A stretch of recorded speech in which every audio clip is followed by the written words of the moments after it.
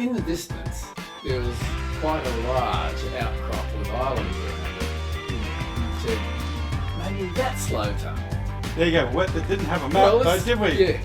Low tongue was west and it was west. Okay. A map would have been good, but we didn't have a map. So you've decided that little scungy one, let's forget about that one. Let's go for the big one. That's it. And is it one of those effects where you see something in the distance that because everything's white, you get that distance issue where you can't actually judge the distance as Very well? much so. Yeah. And it's made even more pronounced because the air is so clear. Yeah.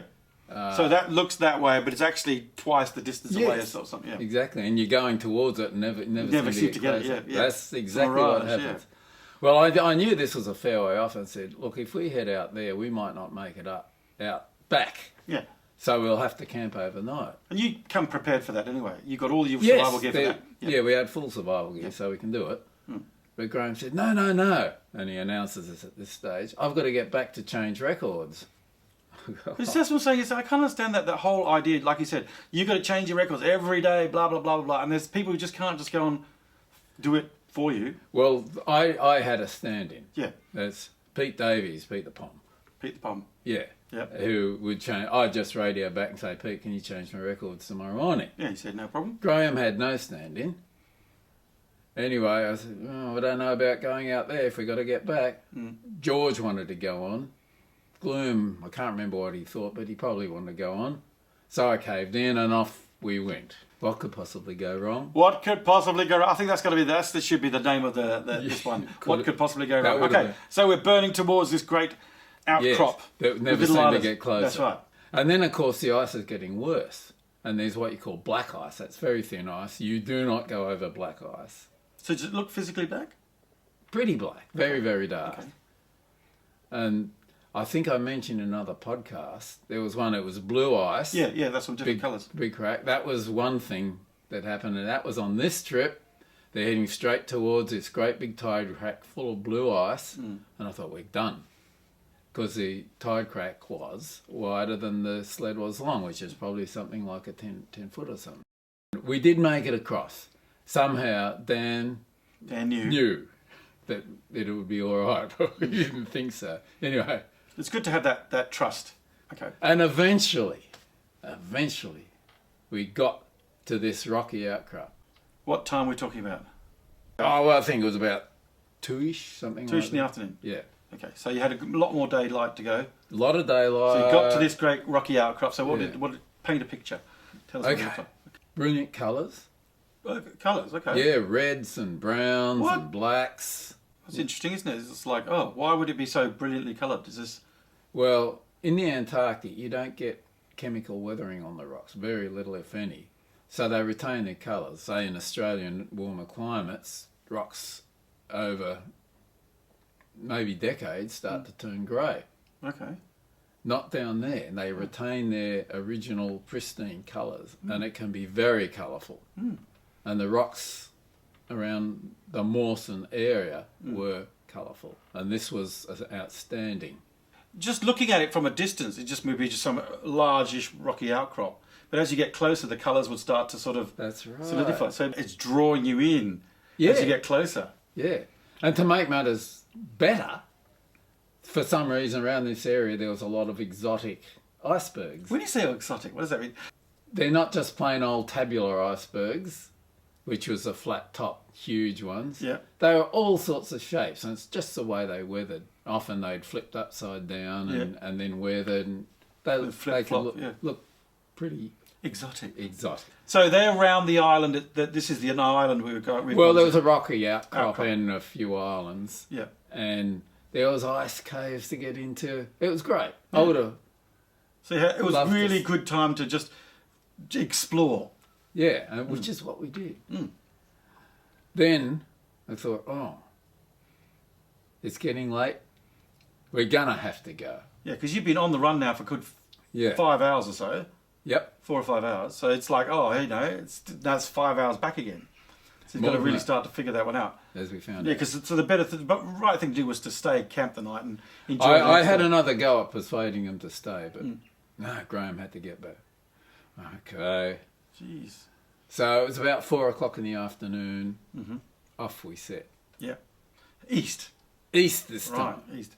Now, had you fed the dogs in the meantime? Oh, yes, we're giving them food. So just because it's like, running on empty and they're sort of drinking, they're drinking, but they're not feeding. Yes, we had to make sure they're all primed, ready to go, because there's a long trip ahead of them. Yeah, yeah. And the first bit was pretty starting to become a bit uneven, isn't it? Yes. Yeah. What could possibly go wrong heading back, Phil?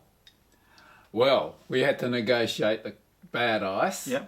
That's the black ice, you said? There was black ice, patches of black ice, and lots of rubble and all sorts of things. So is that sort of left, Dan? So you just sort of started to navigate through that, right, Dan? Yes. Okay, so you really That's what we had to do. Okay, all right. And, of course, we had to stop for drinks. Yeah. We did have one thing in our favour. At this time of year, days were long. But what could possibly go what wrong? could possibly go wrong? Yep. We also had headwinds. Oh, I was just about to say, was the wind started to pick up? Yeah, and it was going the wrong way. Yeah, Because so one of the reasons, as we discovered we were going so well heading west, was because you had a slight tailwind. Yeah. Now we had a headwind. So so that's starting to make it a bit tougher for the dogs mainly, I suppose, as everybody else. Yeah, and on top of that, the dogs weren't as fresh like they were in the morning. Yeah, yeah. So it's going to be starting to become a slog. Yes. Yes. And you got time issues. You know, you want to get home before it's dark at some sort of 10:30, 11 o'clock-ish. Yeah, You're starting to get a bit hungry, I suppose. And you're grumpy because you should have said, no, we should have stayed here. I never got grumpy. Oh, we want to stay here. I did want to stay, So, and you've got savage penguins to negotiate well at some point. Yeah. Possibly. We didn't have any more penguin problems heading back. Was there a colony anywhere? The colonies of Adelie penguins tend to be on islands. That's where they roosted. Yeah. But then, of course, they wandered the sea ice and go in and out through the seal holes and play around. So we're heading home. We're heading home. It's going to be tough. It's headwinds now. We're pushing it. We're pushing it. We're starting to get a bit frayed. But as we head further east, the ice is still rough. We thought, now, is anything going to go wrong now? Well, the dogs were always on the lookout for good snow. Oh, for eating? For drinking. Yeah.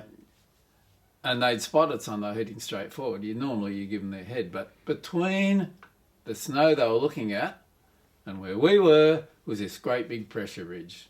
Okay. It's probably that's the ice sort of pushing like that. Yeah, it sort of pushed up probably from tidal movements, things like that. Yeah.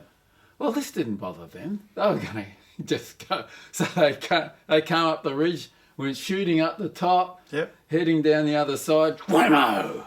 So you got stuck. The sled had different ideas. It just stopped, jammed. Guess what? The dog stopped too. Well, of course, they were still... So I said, oh no, we can't afford to hold up. The other team were probably heading off in the distance. Ahead of you? Well, they would have overtaken us when this happened. So there's not much teamwork, is there? They do their things, we do ours, and we try and stay inside of one another. So I jumped off the sled and thought, right, I'll haul the sled over this pressure ridge. Graham says, stop! Why, what's wrong? What's happening? I want to take some photos. Oh. So did he take a tripod with him as well? Sort of set up his tripod? No. Handheld, at least. All right. So he took some photos. I think I might have taken one or two as well. What was exciting about it? Other than the sled? Because the sled was poked up at about 45 degrees or something. Yeah. It wasn't no great shakes, but... Yeah. So it's a good picture. Yeah, you don't often see sleds poked up at that angle. That's all. No. So I took some pictures, got the sled over the pressure ridge, we're off again. So the pace is picking up now. So you start to really start to roar. The dogs were steadying into a steady rhythm. Yep. And we're going all right. Even though the dogs were getting tired, we were getting tired. But they could smell home as well. That's an incentive for them. That's correct. Yeah, and they did like to be heading home, particularly after a day like this. This was, you do long dog trips. This was a long dog trip. Yeah. Okay, so we're on the home straight. The dogs are sort of sensing getting home and having a bit of a rest. Yeah. And where's the other mates? Where's the other team? Well, we gradually overtook them because... Oh, you sort of outpaced... Oh, it's a race now. Well, our team was slightly stronger than theirs. Oh, okay. So in general, all being equal, we go very slightly faster than them. so we overtook them. Yes, it's slightly faster over a long period of time means quite a bit distance. Meanwhile, it's, the sun's getting lower and lower. Clock's ticking. Clock's ticking. Yeah. You want to get back there before dark. Mm-hmm.